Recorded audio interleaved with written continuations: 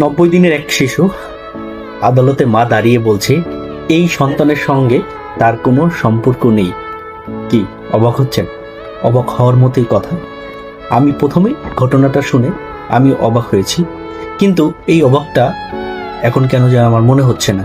চলুন কেন অবাক হয়েছি আগে ঘটনাটা সম্পর্কে জানি। ঘটনাটা এভাবেই শুরু। পারিবারিকভাবেই বিয়ে। শুরুটা ছিল একেবারে আঁটোসাঁটো পরিচিত সাধারণ গল্পের মতোই, কিন্তু পরিণতি এমন হবে যা সিনেমাকেও হার মানায়। পরিবারের কলহে ভেঙে যায় সংসার, বিচ্ছিন্ন ঘটে স্বামী স্ত্রীর। প্রথম সন্তানের বয়স মাত্র 4 বছর। তাকে বাবার কাছে রেখে চলে যায় মা। এখানেই শেষ নয়, বিচ্ছেদের পূর্বে জন্ম দেয়া আরেকটি শিশু সন্তান, তখন তার বয়স মাত্র 3 মাস। হ্যাঁ, শুনতে পাচ্ছেন, মাত্র 3 মাস। তখনই আদালতে হাজির হন মা।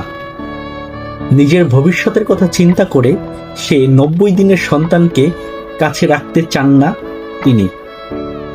মা তার ভবিষ্যতের কথা চিন্তা করে কাছে রাখতে চাচ্ছে না।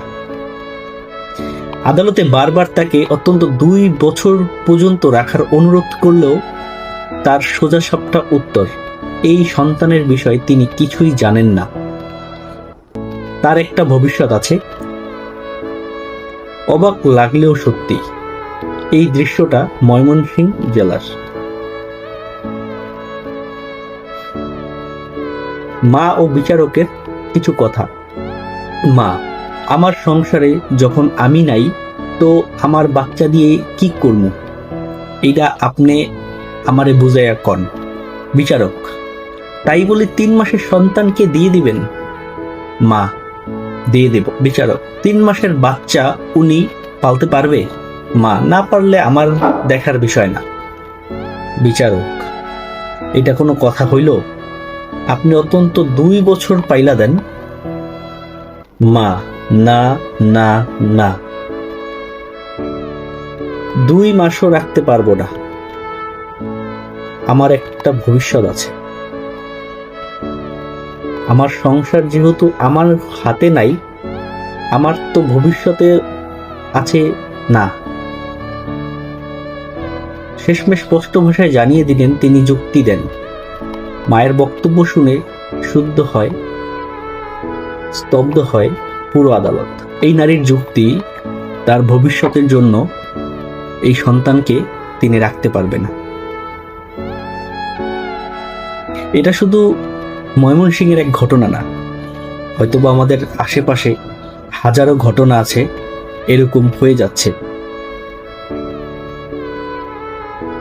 তারপরে যে বিচারকের কথাটা খুব ভালো লাগে আমার কাছে। বিচারক বলে, আপনি যদি এই বাচ্চাকে না নেন তাহলে আপনারও শাস্তি হবে,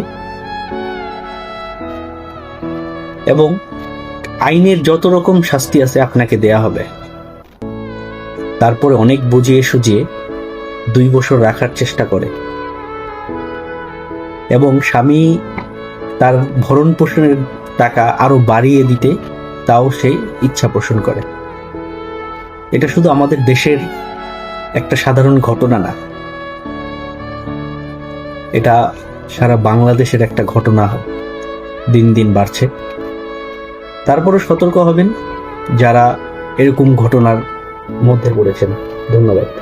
এই শহরে নেই মায়ের মতো চাঁদ।